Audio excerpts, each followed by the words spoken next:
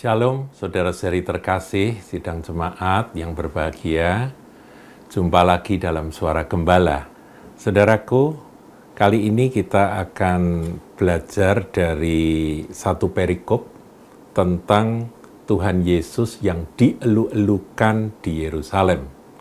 Sebuah peristiwa bahwa Tuhan Yesus menunggang seekor keledai beban yang masih muda memasuki Yerusalem. Ya, gerbang yang sekarang kalau saudara pergi ke Yerusalem itu ada satu pintu gerbang namanya Golden Gate, itu sudah ditutup.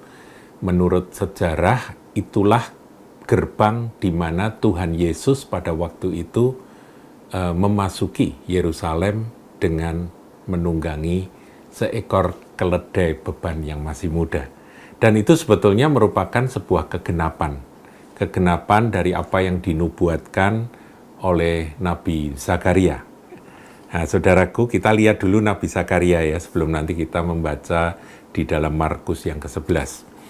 Zakaria 9 ayat 9 dikatakan, Raja Mesias di Sion. Jadi ini nubuatan tentang Mesias. Bersorak-soraklah dengan nyaring, hai putri Sion. Bersorak-sorailah, hai putri Yerusalem. Lihat, rajamu datang kepadamu. Ia adil dan jaya, ia lemah lembut dan mengendarai seekor keledai beban yang muda. Saudaraku, ini dinubuatkan oleh Zakaria jauh sebelum Kristus hadir, Kristus datang. Nah, kegenapannya kita lihat di dalam Injil Markus pasal yang ke-11, mulai ayat yang ke-6. Lalu mereka menjawab seperti yang sudah dikatakan Yesus, maka orang-orang itu membiarkan mereka. Lalu mereka membawa keledai itu, ini keledai beban yang masih muda, yang belum pernah dipakai, belum pernah bekerja, saudaraku ya, dibawa kepada Yesus dan mengalasinya dengan pakaian mereka. Jadi untuk sadelnya itu, saudara, mereka buka jubah pakaian mereka untuk ditumpukkan di atas punggung keledai tersebut. Untuk alas, supaya Tuhan Yesus bisa duduk atasnya. Kemudian Yesus naik ke atasnya. Nah, kalau saudara bertanya, mengapa Yesus sampai melakukan itu? Karena firman Tuhan harus digenapi. Dan apa yang tadi kita baca di dalam Zakaria 9 ayat 9 itu harus digenapi. Bahwa Mesias harus melaksanakan akan apa yang sudah tertulis itu, dan kegenapannya ya ini, saudara. Makanya Tuhan menyuruh murid-murid untuk melepaskan keledai beban yang masih muda itu, dan kemudian mereka mengalasi dengan pakaian dan Yesus duduk di atasnya. Nah, kita lihat ayat berikutnya, ayat yang ke-8. Banyak orang yang menghamparkan pakaiannya di jalan. Wah, red carpet, saudaraku. Jadi, karena raja itu mau masuk, mereka itu mengalasi akan jalan yang berdebu di kota Yerusalem itu dengan apa, saudara? Dengan pakaiannya. Wow, sebuah korban yang nyata ya. Mereka buka jubahnya mungkin mahal, mungkin jubahnya bagus, mungkin jubahnya indah. Langsung digelar, kurang panjang. Ini ada lagi orang yang menggelar akan pakaian untuk menjadi karpet yang akan dilalui oleh sang raja, segala raja. Karena mereka pada waktu itu meyakini bahwa inilah Mesias, yang adalah raja kami, yang dijanjikan akan datang, dan sekarang benar-benar sudah datang. Dan ketika Tuhan Yesus masuk dengan keledai itu, mereka spontan, saudaraku. Mereka menggelar akan pakaian-pakaian mereka. Ayo, kamu buka jubahmu, pakaian-pakaian. Ayo, kamu buka. Dan kemudian itu ditata sepanjang jalan masuk kota Yerusalem. Dan bukan hanya itu, saudara, Ada pula yang menyebarkan ranting-ranting hijau yang mereka ambil dari ladang untuk memeriahkan, memperindah begitu ya, supaya semarak begitu. Kemudian orang-orang yang berjalan di depan mereka, di depan dan mereka yang mengikuti dari belakang, jadi yang mengiring Tuhan itu ada yang di depan, ada yang di belakang begitu ya. Berseru, Hosana, diberkatilah dia yang datang dalam nama Tuhan. Diberkatilah kerajaan yang datang, kerajaan Bapa kita Daud. Hosana di tempat yang maha tinggi. Sesampainya di Yerusalem, ia masuk ke bait Allah. Di sana ia meninjau semuanya, sebab hari sudah hampir malam. Ia keluar ke Betania bersama dengan ke-12 muridnya. Inilah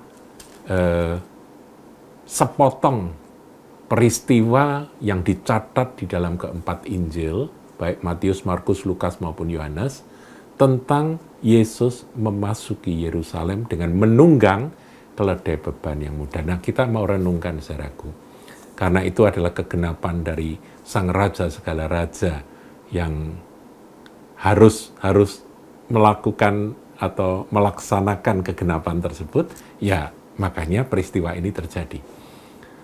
Tapi pelajaran apa yang kita petik, saudara? Saya kalau merenungkan tentang keledainya, saudara. Kalau keledai itu bisa mikir atau bisa diajak bicara begitu ya, mungkin dia akan banyak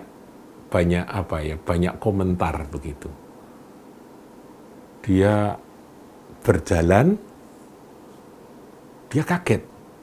Loh, aku jalan kok orang-orang pada buka jubah kemudian menggelar jubah itu di depanku. Jadi aku ini istimewa ya. Kalau aku melangkahkan kaki, enggak boleh kena debu. Berarti aku ini hebat. Wah, aku ini hebat loh. Aku ini dihormati. Dan semua bersorak-sorai. Semua mengeluh-elukan. Aku jalan masuk, aku dielu-elukan. Ya, kalau keledai itu bisa berpikir, kemudian bisa cerita gitu, saudara. Tapi karena dia keledai, ya dia tidak bisa ngomong ya. Tapi saudara coba, ini bayangkan, keledai itu kita personifikasikan, kita manusiawikan. Keledai itu jalan. Wah, bangga sekali, disorai, tepuk tangan gitu ya. Kemudian teriak-teriak, Hosana, diberkatilah dia yang datang dalam nama Tuhan. Wah, bangga sekali itu kalau dia bisa tolah-toleh begitu ya, saudaraku ya. Senyum kiri, senyum kanan begitu ya, sang keledai.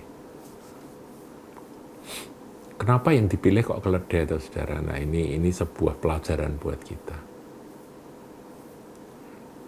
Karena pesannya itu sampai pada hari ini, saudara. Kadangkala kalau saya merenungkan ada penyambutan terhadap hamba Tuhan, saudaraku. Sambutannya hebat ya. Hamba Tuhan yang terkenal. Hamba Tuhan yang besar. Besar badannya atau besar apanya? Besar pelayanannya, saudaraku. Luas pelayanannya, dampaknya luar biasa. Kalau dia datang ke satu daerah, satu kota, atau satu pertemuan, wah disambut, saudaraku. Semua berdiri, semua bertepuk tangan, begitu ya, dia berjalan, deng. Nah, pelajaran ini mengingatkan pada hamba-hamba Tuhan yang sedang dielu-elukan. Ingat, saudara, ingat bahwa kita ini seperti keledai itu.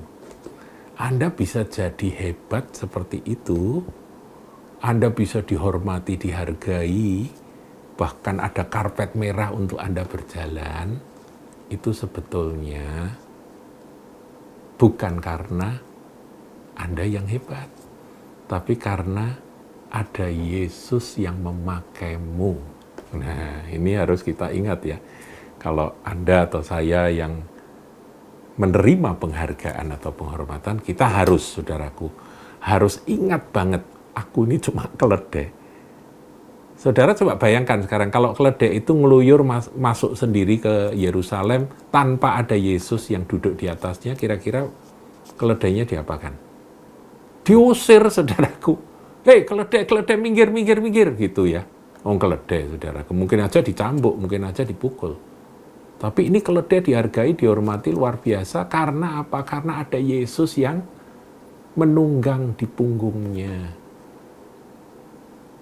Ada sorak-sorai, ada kehormatan. Itu karena ada Yesus yang naik di punggung dari keledai tersebut. Jadi, kita sebagai orang yang melayani Tuhan, ketika ada penghargaan, ketika ada penghormatan, ketika ada sorak-sorai barangkali, dielu-elukan, dikagumi, ingat bahwa itu sekali-kali karena ada Dia yang memakai kita. Kalau sudah tidak dipakai sama Tuhan, ya sudah, mau apa? Saudaraku, ada nyanyian ya, sudah lama kita tidak pernah nyanyikan. Saya sampai lupa itu untuk menyanyikan nada-nadanya dengan tepat.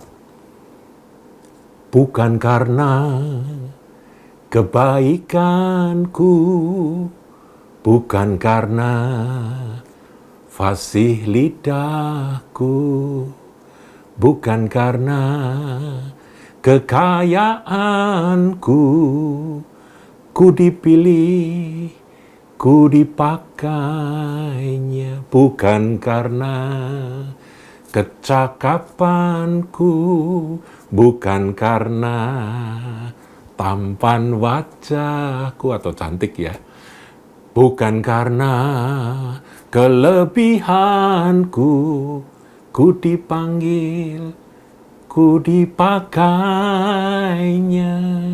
Kemudian refrennya, semua karena anugerahnya. Nah, sekarang kita dengan pengertian seperti renungan yang sedang kita renungkan hari ini, apa saudara? Semua karena ada Dia, ya. Kalau nggak ada Dia, udah aku ini bukan apa-apa, bukan siapa-siapa. Dan sebetulnya yang dihormati itu siapa, tahu saudara? Yang dihormati keledai atau Tuhan Yesus? Ayo mikir. Hati-hati ya saudaraku, yang dihormati adalah Dia, dan memang hanya Dia yang layak terima segala hormat, pujian, dan kemuliaan.